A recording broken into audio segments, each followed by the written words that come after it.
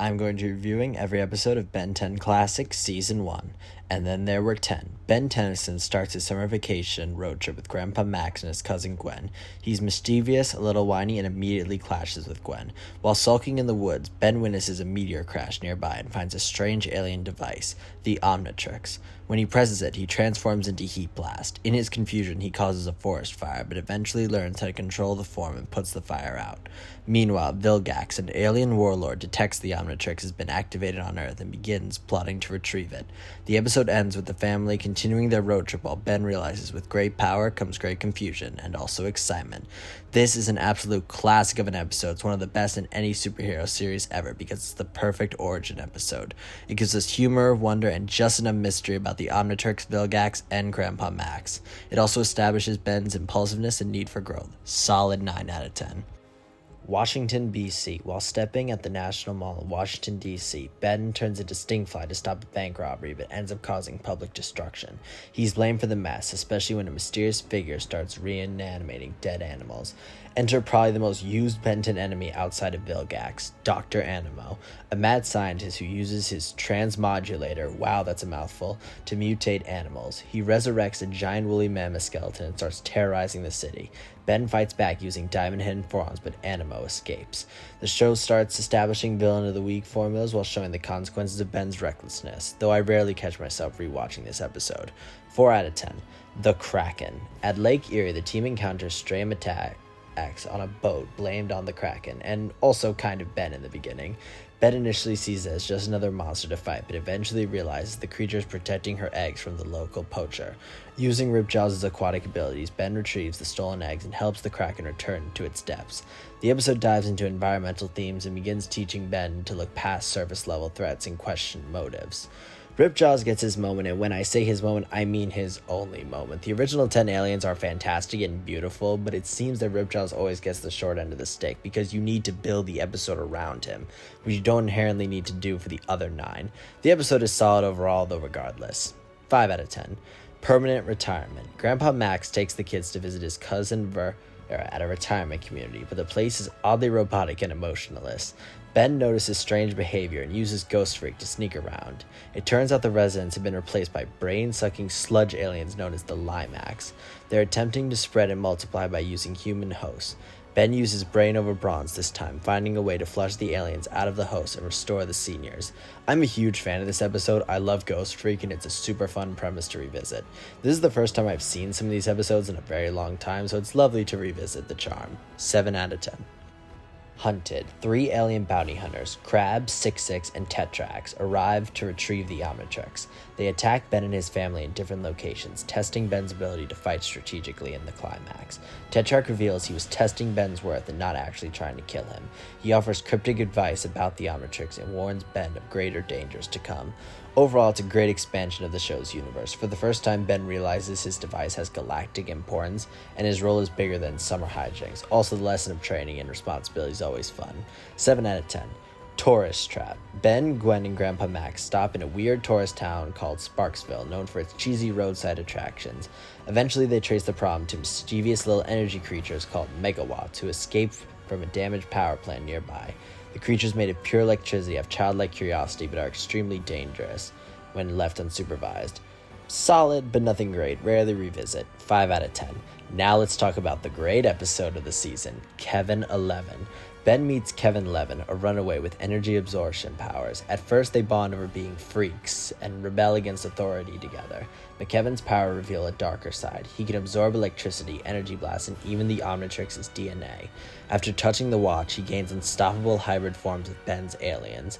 Kevin turns into a villain using his new powers recklessly. The final showdown takes place on a moving train where Ben forced to fight what is essentially a darker version of himself. A series highlight. Kevin is the best villain so far, and this episode explores friendship, temptation, and identity. Their conflict becomes a running thread, the first great episode after the pilot episode. And that final line from Grandpa Max about earning trust back is fantastic. Sadly, it doesn't really go anywhere, though. 9 out of 10 overall, though. The Alliance. A gang leader named Rojo is fused with Vilgax's alien tech after a failed deal. She becomes a powerful cybernetic villain and goes on a rampage. Ben tries to stop her with accelerated speed and strategy. Meanwhile, Gwen and Max face danger too, as we see a determined Rojo is to maintain her newfound power. Solid action and shows how dangerous Vilgax's reach is. It builds the larger universe without needing to appear directly, though the best part of this episode is Ben's responsibility once Grandpa Max ends up in the hospital. We see that he may be a hero, but it has consequences and needs to be cautious. 7 out of 10. Last laugh. At a carnival, people start fainting from laughter and Gwen is kidnapped. The culprit is Zombozo, a terrifying clown who feeds off fear. He uses hypnosis and clown henchmen to terrorize the town. Ben is initially terrified of clowns and struggles with facing him. Eventually, using Ghost Trick, he overcomes his fear and defeats Zombozo. One of the creepiest and one of my personal favorite episodes of the original series. Zombozo is unsettling and Ben confronting his phobia adds emotional depth that he goes off with Ghost Trick is amazing. 8 out of 10. Lucky Girl. Gwen finds a magical charm and becomes a superhero Lucky Girl. At first, everything seems great. She's strong, powerful, and a real hero, but the charm begins to attract evil creatures from the strange magical realm, like Hex. Gwen must give up the charm to stop the damage. Overall, it's an empowering episode for Gwen, with a nice change of pace from Ben's constant spotlight. It plans to release Siege for a magical journey in Alien Force and Ultimate Alien later. Solid 8 out of 10. A small problem. While at a theme park, Ben transforms into gray matter and accidentally shrinks down to a few inches.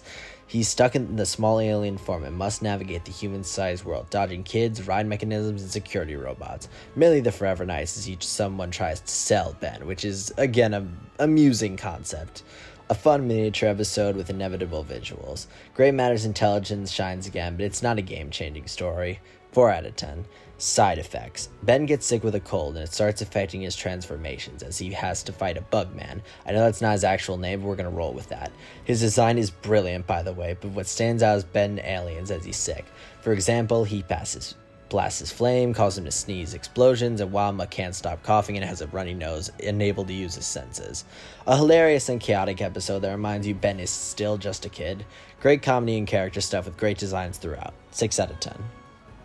Now for the season finale, Secrets. Vilgax finally arrives on Earth. His ship attacks Ben, Gwen, and Max, capturing Ben. Vilgax reveals his full plan to forcibly extract the Omnitrix. Ben, despite being terrified, uses all his aliens in a desperate final battle aboard Vilgax's ship. Using upgrade forms and Diamond Head, he damages the ship and escapes. Vilgax is severely injured but vows revenge. The season ends with Ben standing more confidently, finally embracing his role as a hero. We finally get the reveal that Grandpa Max is a plumber, and it's just so perfect. He is locked in the whole episode, and you can tell that Max and Vilgax cannot stand each other. Fantastic end to an overall solid season. 10 out of 10. Reviewing every episode of Ben 10 Season 2. Truth. After encountering a mysterious masked man named Phil, who claims to be an old friend of Grandpa Max from their plumber days, the trio begins investigating strange energy readings. Phil warns them about alien technology being smuggled, but it turns out Phil has gone rogue. He wants the Omnitrix tech for himself. A solid way to dive back into the plumber backstory. It adds intrigue about Max's past and shows how tech in the wrong hands is just as dangerous as alien villains. Also, the intro of them fighting Vilgax is very solid. I also love that Phil comes back way later in the story. It shows that even though this is kind of a whatever episode in my books, this is essential viewing, so 6 out of 10. The Big Tick. The Omnitrix unlocks a new alien, Cannonbolt, also known as the single best alien outside of the main 10 in any show, with the only competition being Raph. He is a tough, rolling armored alien that Ben can barely control, mainly because he doesn't know what it does. Earth is under threat from a colossal cosmic flea called the Great One, which consumes entire planets. Basically rip off Galactus, but it's a tick. It's even purple. Ben tries using literally all his aliens, but fails to make a dent, until he learns to control Cannonbolt and knocks the creature back into orbit. This is a favorite episode of mine. It introduces the GOAT Cannonbolt with a very simple plot. 9 out of 10. Framed. Security footage shows Ben alien forms robbing banks and wrecking property. It's revealed that Kevin 11 has returned, mutated even further, and can now transform into twisted versions of Ben and his aliens. Ben must clear his name while stopping Kevin, who's consumed by rage and isolation. Alright, this is the best episode of the series so far. Kevin is just a perfect villain. They're both kids who would be perfect partners if they weren't on opposite sides. Also, this arc starts a very important motif that pops up a lot during Ben 10 lore in the franchise. and that's his reputation and growth. Whether Ben's reputation is in question, he always takes it super seriously. Ben locks in for this episode. He's not messing around at all. And when Ben locks in, you can tell that he's basically unstoppable, which comes back in the season finale, also when his family is in danger. This is a perfect episode. Ben gets serious, and the fight he has with Kevin on the bridge is so cool, and Kevin's transformation at the end is as disturbing as it is sad. This is also the start of Kevin's transformations, which pop up in every single series in the franchise. Very solid 10 out of 10 episode. Gwen 10, an alternate reality episode where Gwen ends up with the Omnitrix after a time-space shift. Now she's the one turning into aliens and struggling to control them. Meanwhile, Ben tries to coach her while tracking down the time anomaly. The two clash, but ultimately Gwen saves the day with Ben's help. A fun twist on the show's formula, Gwen's perspective is refreshing and the episode plants seeds for her future as a real hero, but she's always better as a magic user. 6 out of 10. Grudge match. Ben and Kevin get abducted by aliens and forced into a gladiator arena in deep space where he's pitted against strange alien warriors. Okay, I'm gonna be honest, I think this episode was really boring, but this episode has one great moment, and that's Cannonbolt giving Kevin PTSD. This is why Cannonbolt is the GOAT. He bodies Kevin, and he's the only alien Kevin doesn't have, so overall lame episode until Cannonbolt goes to town. 6 out of 10. The Galactic Enforcers. Ben meets a group of alien superheroes called the Galactic Enforcers. At first, he's starstruck, but he soon realizes they're arrogant and doesn't do the right thing. He clashes with them over how to treat criminals, particularly the petty thief named 66 from Season 1. Ben ultimately shows them how to lead with empathy and restraint. Great lessons from Grandpa Max shine through. We see that Ben may be arrogant, but he's a hero through and through. This episode reminds me of a line Tetrax says way later in the series in Secrets of the Omnitrix. He says, "Do you help people because it's the right thing to do or for the thrill of being a hero?" This episode shows it is because he thinks it's the right thing to do. A subtle satire of superhero elitism, it gives Ben a moment of maturity and questions what makes a real hero. So 6 out of 10 works. Camp Fear. While camping, the gang discovers a creepy cult of mushroom zombies controlled by an evil fungus monster. Yeah, it sounds about as cool as it is. Gwen and Ben are separated, and Ben must use Wildvine, a new alien, to stop the spore from spreading. It's part horror and part biohazard thriller. It's creepy, weird, and atmospheric. Honestly, it's just a solid introduction to an alien that becomes obsolete once Swampfire comes along. But again, solid episode for a great alien and Wildvine. The visuals are great in the best way. A great change of tone. 7.5 out of 10. The Ultimate Weapon. The Forever Knights return, searching for a legendary sword of alien origin. This is the Grandpa Max episode where he just locks in the entire time. Ben even yells at him when he gets too obsessed and just ignores Gwen being injured. It's more world building. The Forever Knights are becoming a legit threat, though they never actually become a legit threat, and the lesson about restraint hits well. And it's funny that the Ultimate Weapon is nothing and Grandpa Max just laughs his ass off at Enoch. So 7. Tough Luck. Hex is back, and this time his niece Charmcaster steals his spellbook and starts causing magical chaos. I was shocked to realize and remember that this is Charmcaster's introduction episode. What a good episode to introduce her. Gwen finds a magical charm that allows her to get her powers back, and through some deception and solid writing, this is a great intro for one of the most important characters in the franchise. I'm realizing now that this might be the most important season lore-wise, at least in terms of introductions. So many characters and themes begin in this season. Solid 8 out of 10. They Lurk Below. The team visits a fishing village plagued by sea creatures. Mass suspects something fishy, pun very much intended, and investigates the Hydramanders, genetically altered amphibians. Ben transforms into Ripjaws and finds out they're sentient and just want peace, but a villain manipulates them into chaos. Another not very evil monster episode. Ripjaws gets some redemption. The water setting is cool, but again, we need to literally put the episode in water for him to be useful, so it's a boring 5 out of 10. Ghost Freaked Out. Here we go, another one of my favorite episodes of Ben 10. The Omnitrix malfunctions and Ghost Freak escapes it as a separate entity. Turns out Ghost Freak was already sentient and had been hiding in the Omnitrix. Now free, he wants to possess Ben and take control of his body, and in turn, the Omnitrix. Ben is forced to destroy the original Ghost Freak DNA, effectively removing the alien from the lineup and replacing Cannonbolt in the intro. One of the darkest and creepiest Ben 10 episodes. At the college, Gwen even gets possessed and Ben has to outsmart him. Ghost Freak becomes a serious villain and the horror vibes are strong. Ghost Freak is a favorite alien of mine and it really sucks that this design basically disappears, as is one of my favorites in the show. I really don't think there's anything wrong with this episode. I have no problem giving this a 10. Dr. Animo and the Mutant Ray. Dr. Animo returns and mutates the local wildlife using a DNA ray. Ben breaks the Omnitrix because he is a 10-year-old, and his aliens begin to mix powers like Stingfly and Forearms, Diamond Head and Gray Matter, and my personal favorite, Heat Blast and Ripjaws. Animo turns Max into the most horrifying thing I've ever seen, but Ben is able to defeat him. Great body horror vibes, so I'm gonna say like 7. Yeah, that sounds right. Let's get to the finale. Back with vengeance. Both Vilgax and Kevin return, now teamed up. Kevin is still mutated and Vilgax has upgraded tech. Ben is tinkering with the Omnitrix because I guess he didn't learn his lesson the first time, but this time he gets master control, and just in time too. Together they attack the Tennysons and attempt to forcibly remove the Omnitrix from Ben.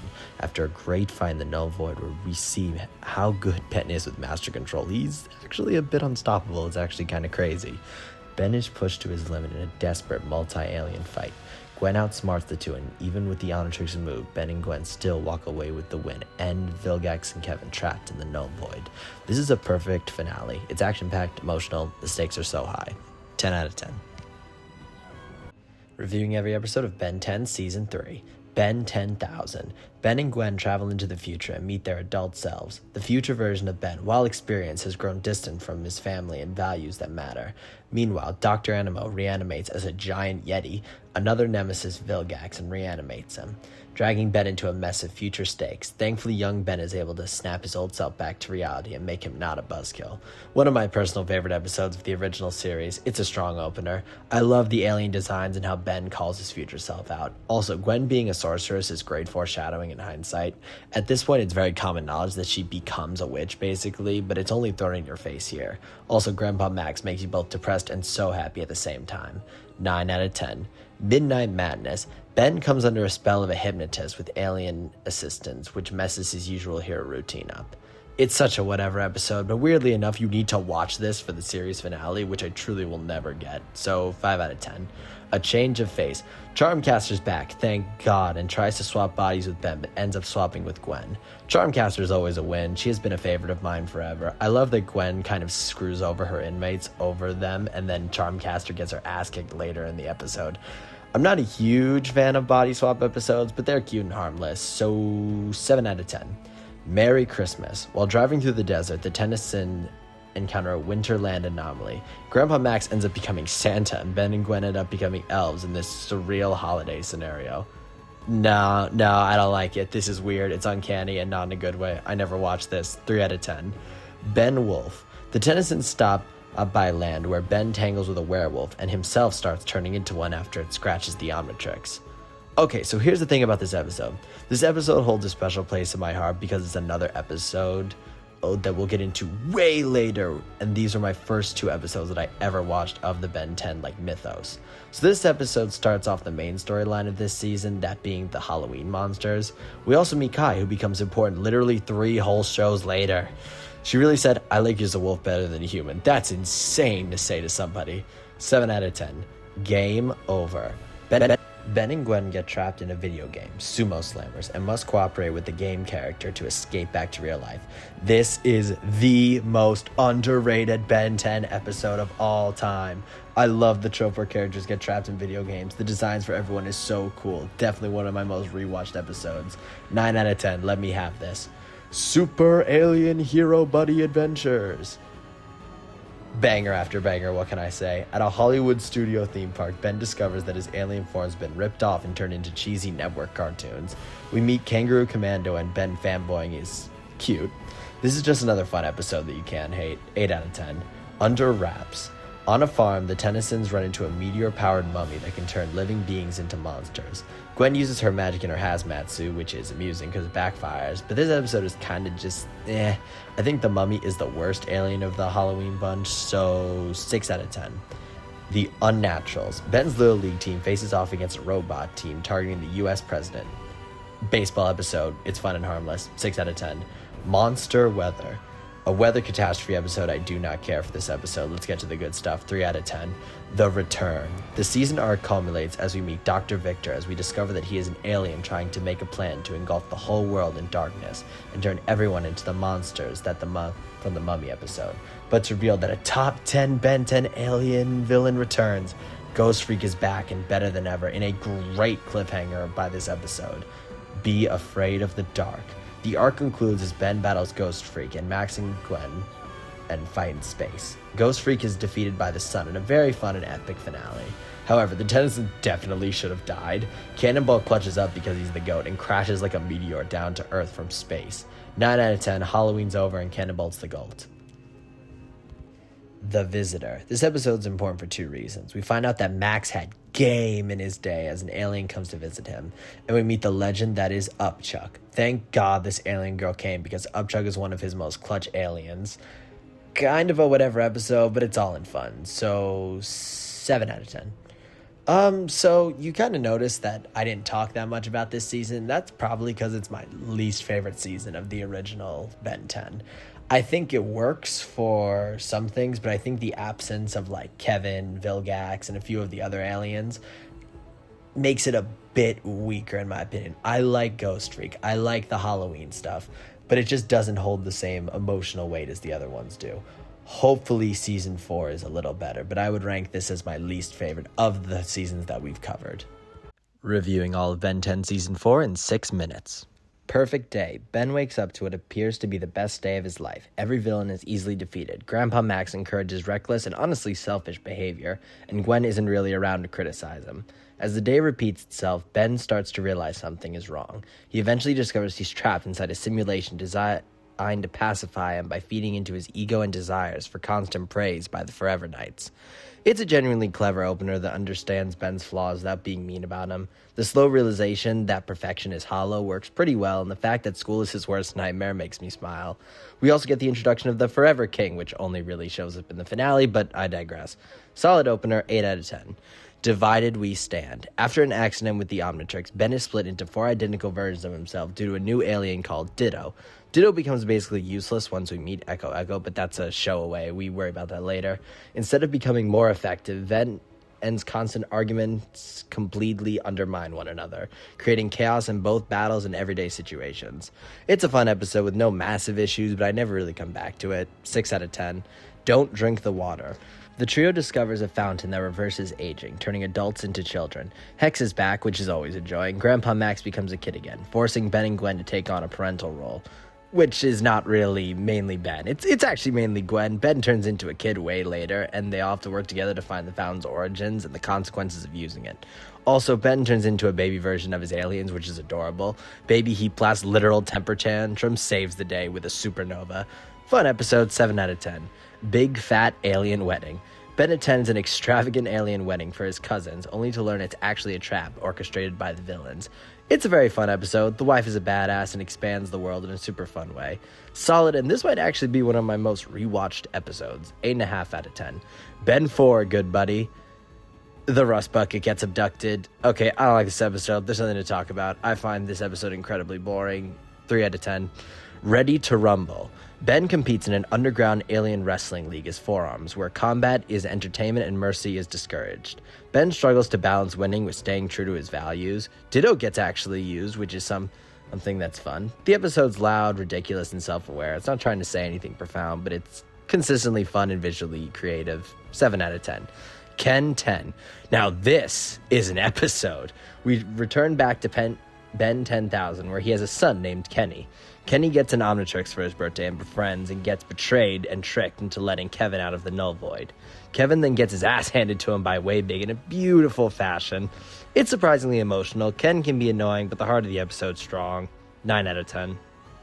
The Negative 10. A coalition of Ben's past enemies forms an alliance known as the Negative 10, led primarily by the Forever Night King. As their plan unfolds, Ben, Gwen, Grandpa Max, and this new kid called Cooper are forced into their most difficult battle yet, facing not just physical danger, but the consequences of every enemy Ben has made along the way. The fight escalates into a full-scale assault at Mount Rushmore, involving ancient technology, magic, and brute force. Gwen's growing magical abilities become crucial. Max proves once again why he's a former plumber legend, and Ben is pushed to rely on his teammates rather than work on raw power. He also saves the day with Upchuck because he's a legend. I think conceptually this is really cool. A full team up, which is exactly what the end of the series needed. Execution-wise, it's uneven. Some villains feel underused, but, like, that's to be expected when you have literally 10 villains to work with. Half of them we haven't even seen in, like, 2+ seasons. And the pacing is rushed considering how big the threat is supposed to be. But even though it's been messy, I can't compliment this enough for being super fun. 8 out of 10. Goodbye and good riddance. It's what serves as the true kind of emotional... Actually, that's not even true. It doesn't even serve as the emotional finale. It's just kind of the finale until we get Secrets of the Omnitrix. Ben, Gwen, and Grandpa Max return home after their long summer adventure. With the road trip over, Ben is forced to say goodbye to the lifestyle that shaped him into a hero. As they settle back into normal life, Ben reflects, even if he doesn't fully articulate it, on how much he's changed since first putting on the Omnitrix. This episode works because it doesn't really try to be, like, big and awesome. It understands the heart of Ben 10 was always kind of the road trip, the family dynamic, and the feeling of summer ending is really nice. There's something genuinely bittersweet about watching Ben return to normal life, knowing he'll never be the same kid again. The title alone says it all. Growing up means leaving things behind, even the ones you loved. Now, there are 3 more series after this, so that kind of gets thrown out the window, but I didn't know if Cartoon Network had that planned at the time, but that's besides the point. So it's a 7 out of 10 kind of fun episode. The Secrets of the Omnitrix. The Omnitrix enters self-destruct mode, forcing Ben, Gwen, and Tetrax to travel across the galaxy in search of a way to save Ben's life, also finding Azimuth. This is the real kind of finale of Ben 10. And you can kind of see, like, where the episodes kind of mix, because Way Big gets introduced here, but we haven't, like, we already covered that he's introduced in Ken 10, so it's a little confusing as to where everything kind of sits, but I digress. Ben finally feels like a hero who earned his power, not just a kid who stumbled onto it. Also, the introduction, as I said, of Way Big throwing Vilgax into space makes me laugh every time. We meet Azimuth, which is interesting, and we truly learn the reason behind the Omnitrix. It was so everyone could walk in each other's shoes. It's not meant to be a weapon like everybody assumes it is throughout the entire show, which I think is a nice little change of form. But overall, this season is okay. I think Season 2 is by far the best, but Season 4... ranks kind of in, like, the middle. I think if I were to rank all the seasons, it would be Season 3, Season 4, Season 1, Season 2. But yeah, thanks for watching, guys. That's all of Ben 10 reviewed.